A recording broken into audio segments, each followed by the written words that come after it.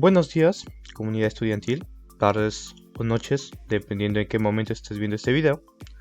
Acompáñame a mí, Diego González, a repasar los puntos más importantes sobre la mecánica de fluidos.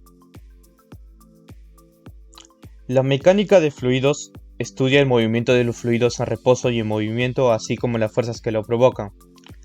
Empezando por estática de fluidos, definiremos lo que es un fluido, que básicamente es todo cuerpo que puede desplazarse de manera sencilla cambiando de forma bajo la acción de fuerzas pequeñas. Necesitamos saber dos conceptos básicos. La primera es la de la presión, el cual es la distribución de una fuerza por cada unidad de área en una determinada superficie. Entonces, la presión es igual a la fuerza sobre el área, con sus respectivas unidades, la presión en pascales, la fuerza en newton y el área en metros cuadrados. Algo que será recurrente, será mencionado de manera muy frecuente en esta parte, es la presión atmosférica, la cual vale una atmósfera, un bar, 760 milímetros de mercurio, 1,013 por 10 a la 5 pascales. El otro concepto es la densidad, que nos permite saber cuántos kilogramos hay en un metro cúbico de una determinada sustancia y es una propiedad característica de la materia. La densidad es igual a la masa sobre el volumen, cada una en sus respectivas unidades.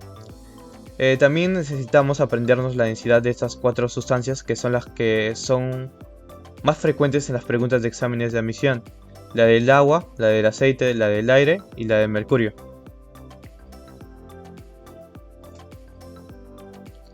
También existe la densidad relativa, que no es más que la división entre la densidad de un fluido cualquiera con la de un fluido patrón.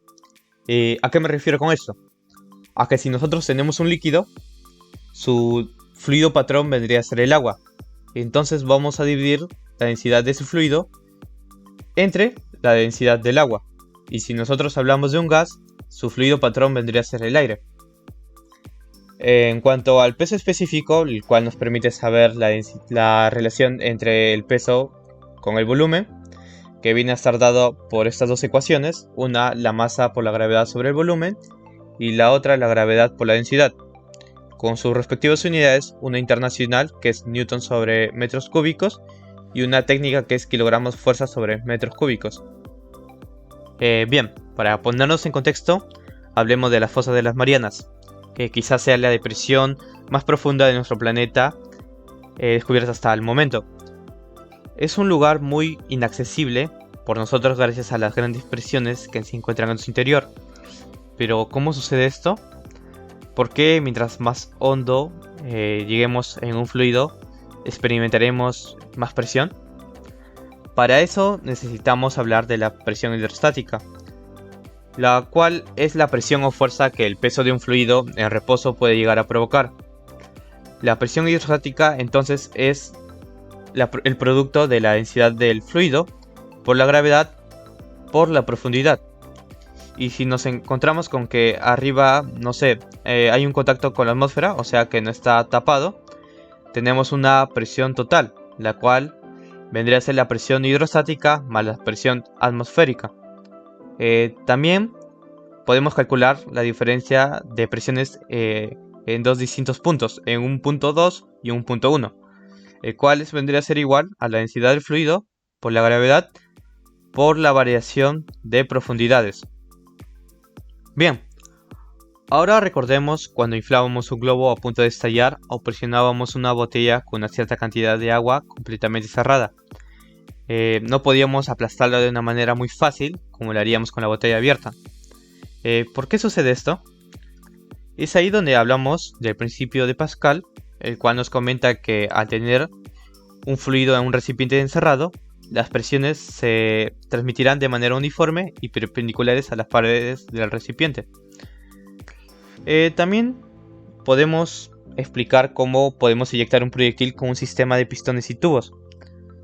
Como las presiones en un fluido encerrado se transmiten, entonces la presión 1 y la presión 2 son iguales.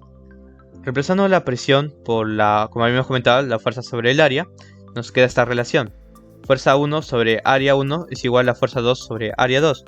Entonces nosotros, al ejercer una fuerza en el primer pistón, con el cual tiene una determinada área, la fuerza 2 va también a experimentar una fuerza que obedezca esta ecuación, según las áreas que cada pistón tenga.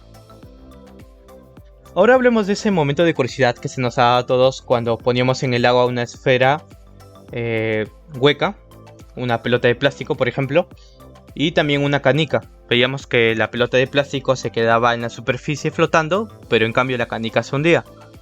Esto básicamente se explica por el principio de Arquímedes, el cual nos comenta que nosotros al sumergir un cuerpo en un fluido, este va a experimentar una fuerza vertical llamada empuje, la cual depende de la densidad del fluido, de la gravedad y del volumen sumergido.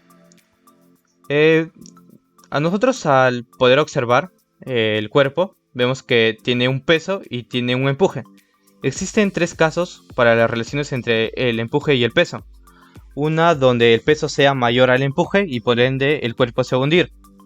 Y otra donde el cuerpo va a tener un peso menor al empuje que le proporciona el fluido. Relacionando esto con los casos que habíamos comentado, quizás la canica se hunde porque tiene una densidad, su densidad es mayor a la densidad del fluido y por ende su peso va a ser mayor. En cambio con la esfera hueca tenemos de que la densidad del fluido va a superar a la densidad del cuerpo y por ende su peso va a ser menor y el empuje va a ser mayor. Entonces el cuerpo al sumergirlo va a tender a irse a la superficie y quedarse ahí. Y también existe un caso intermedio donde la magnitud del empuje va a ser igual a la magnitud del peso y por ende el cuerpo va a llegar al equilibrio. El principio de Arquímedes también nos explica, nos da una explicación de cuando tenemos un recipiente lleno con fluido a tope, a ras, y nosotros entonces ponemos un cuerpo o un bloque en ese recipiente. Vemos que parte del fluido se va a derramar. Entonces el principio de Arquímedes nos dice que el empuje que el fluido le va a proporcionar al bloque va a ser igual en magnitud al peso del fluido desalojado. O sea que el peso de lo que se ha botado, del fluido que se ha derramado, va a ser igual en magnitud al empuje. Habíamos comentado hace un momento que había un caso intermedio donde el empuje y el peso eran igual en magnitud y por ende el bloque llegaba al equilibrio. Entonces el empuje es igual al peso. El empuje habíamos comentado que era la densidad del líquido por la gravedad por el volumen sumergido y el peso era la masa por la gravedad. Ya tenemos la gravedad, pero al inicio del video habíamos comentado que la densidad es igual a la masa sobre el volumen. Entonces despejando la masa tenemos la densidad, obviamente del cuerpo, por el volumen total. Entonces reemplazando esto vemos que las gravedades se van a eliminar y por ende nos queda esta relación. La densidad del líquido por el volumen sumergido es igual a la densidad del cuerpo por el volumen total. Bien, ya hemos hablado de lo principal en cuanto a la estática de los fluidos. Ahora pasaremos a la segunda parte, la cual es denominada dinámica de fluidos. Empezando por el caudal, o también denominado gasto, que es la cantidad de fluido que circula a través de una sección por unidad de tiempo. Relacionándolo con la velocidad, recordemos que la velocidad nos permitía saber cuántos metros podíamos recorrer por una unidad de segundo. El caudal es algo similar, nos permite conocer cuántos metros cúbicos, o sea, cuánto volumen se recorre por segundo. Entonces, el caudal vendría a ser igual al volumen sobre el tiempo. Recordemos que el volumen es área por distancia, y también recordando nuestro movimiento rectilíneo uniforme, la distancia sobre el tiempo es igual a la velocidad. Entonces el caudal es igual al área por la velocidad, una velocidad constante. El caudal tiene las unidades de metros cúbicos sobre segundo. Aquí también hablamos de la continuidad del caudal. El caudal en un punto 1 va a ser igual al caudal en un punto 2. Y por ende, el área 1 por la velocidad 1 va a ser igual al área 2 por la velocidad 2. Cabe recalcar que la continuidad solo se cumple en fluidos ideales. ¿Alguna vez te has preguntado por qué el flujo de agua de tuberías que se encuentran debajo del suelo puede subir hasta la segunda planta de nuestra casa? Esto se explica por el principio de Bernoulli.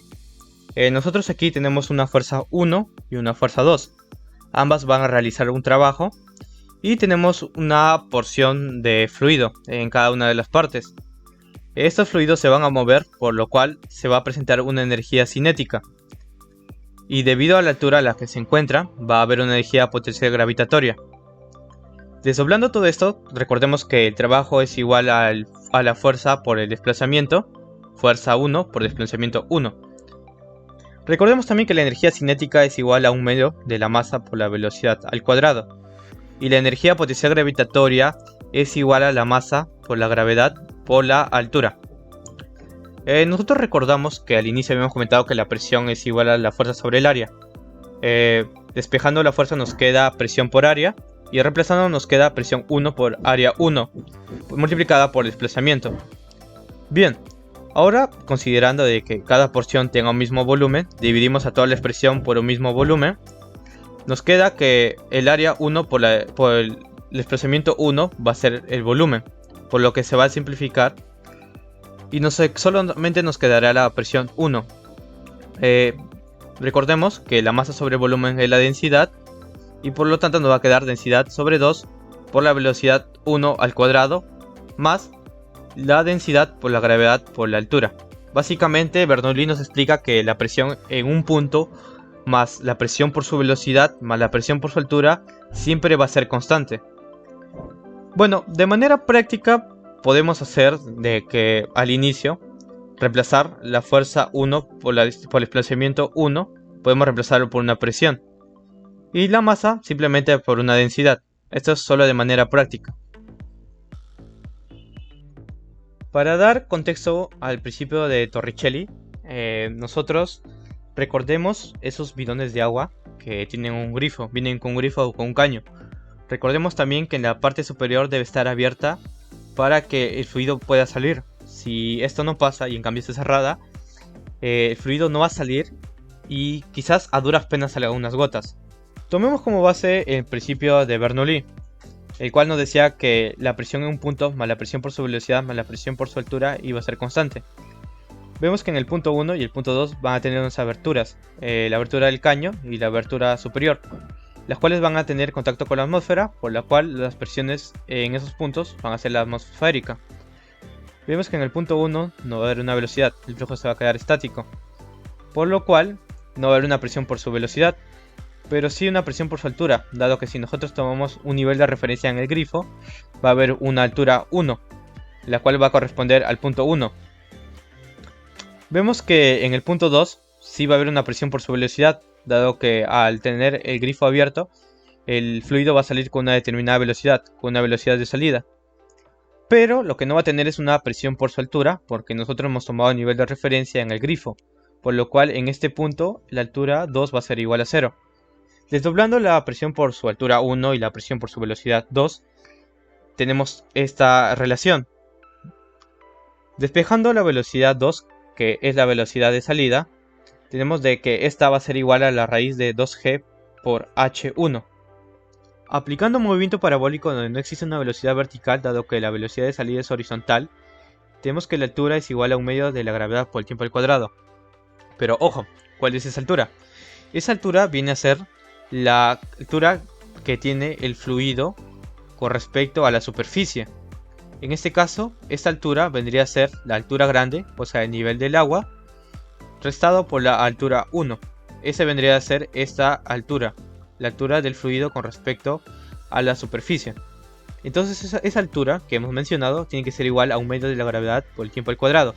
Si despejamos el tiempo, nos damos con que el tiempo es igual a la raíz de 2 veces el h menos el h1 dividido entre la gravedad.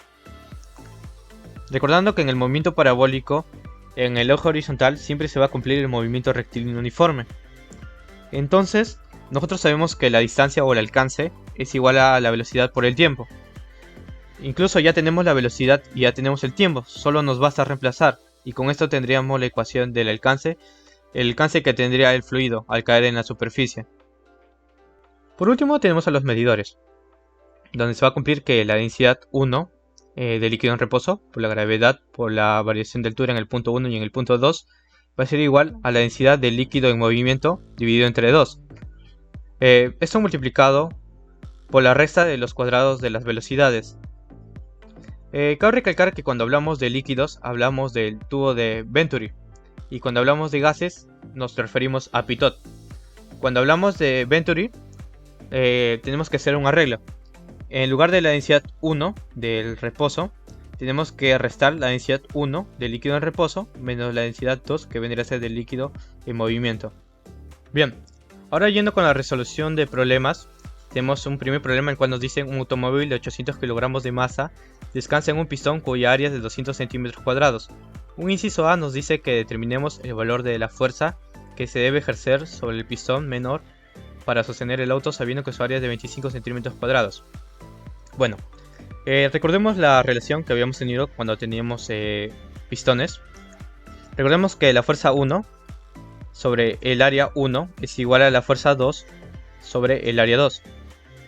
Bien, la fuerza 1 va a ser el peso del automóvil. Entonces, recordemos que el peso es masa por gravedad. La masa es 800 kilogramos y la gravedad es 9.8 metros sobre segundo al cuadrado. El área en esa parte, en ese pistón, es 200 centímetros cuadrados. Y en el pistón menor es 25 centímetros cuadrados. No es necesario convertir las áreas a metros cuadrados, porque al tener esa relación, los centímetros cuadrados se van a eliminar. Entonces, por último, despejando y sacando, resolviendo, efectuando las operaciones necesarias, tenemos que la fuerza 2 va a ser 980 Newton. Bien, ahora con el inciso B, el cual nos piden que si el pistón menor baja 20 centímetros, ¿cuánto sube el pistón mayor? Bien, nosotros sabemos que el volumen siempre va a ser igual, porque al subir este va a tener que bajar, el volumen siempre va a ser el mismo de todo el fluido. Entonces, el volumen es igual al área por la distancia 1, ¿no? Entonces esto va a ser igual, el área 1 por la distancia 1 va a ser igual al área 2 por la distancia 2. Entonces tenemos que el área 1, se nos habían dado que era 200 centímetros cuadrados, por el x1, porque esto es lo que nos piden hallar. Nos piden hallar cuánto va a subir el pistón mayor. Bien, ahora tenemos el área del pistón menor, el cual es 25 centímetros cuadrados. ¿Y cuánto va a bajar? Acá nos dicen que va a bajar 20 centímetros.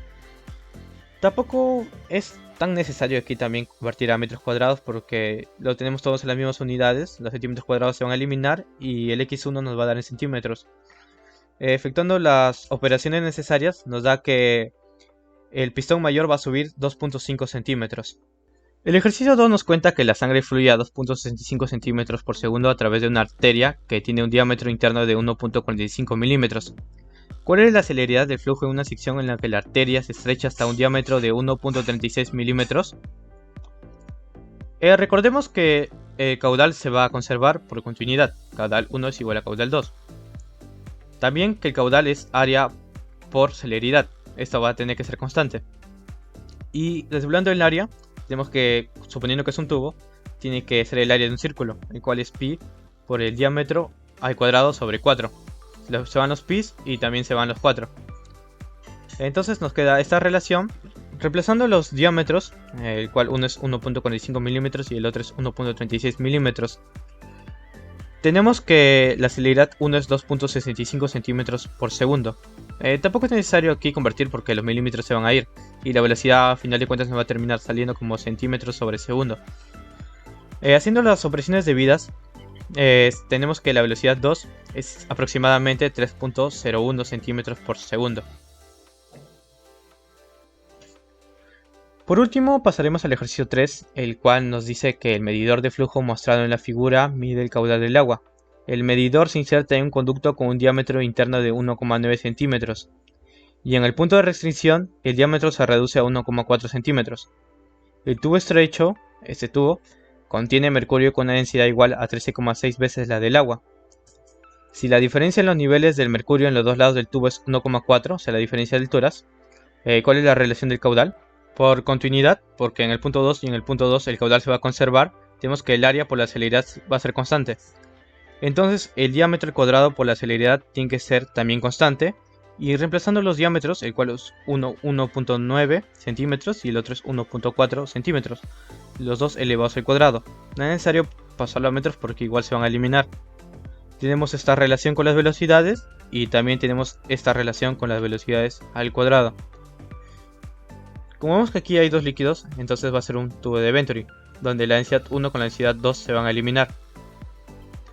Reemplazando, tenemos de que se nos da la densidad del mercurio en función a la densidad del agua, restada por la densidad del agua, reemplazando la gravedad, la diferencia de alturas, la densidad del agua dividida entre 2 y la resta de los cuadrados de las velocidades, la cual ya la teníamos ya, la cual la velocidad 2 al cuadrado es 3.39 veces la celeridad 1 al cuadrado. Bien, efectuando todo esto, tenemos de que la celeridad 1 aproximadamente es 1.2 metros sobre segundo. Bien, nosotros sabemos que el caudal es igual al área por la celeridad. En este caso vamos a usar el punto 1, porque ya tenemos la celeridad en ese punto. Entonces tenemos que el área, como habíamos mencionado, es, considerando que esto sea un círculo, que sea un tubo, es un círculo, tenemos que el área es pi por el diámetro 1 al cuadrado sobre 4. Reemplazamos el diámetro, el cual es 1.9, pasándolo a metros es 0.019 metros. Multiplicando por la celeridad, la cual habíamos contado de que es 1.2 metros por segundo. Tenemos que finalmente el caudal es 0.017 metros cúbicos sobre segundo. Bien, hemos finalizado por hoy. Gracias por su atención. Espero que esta clase haya sido de su agrado. No se olviden de darle like a nuestra página en Facebook y suscribirse a nuestro canal en YouTube. Hasta la próxima.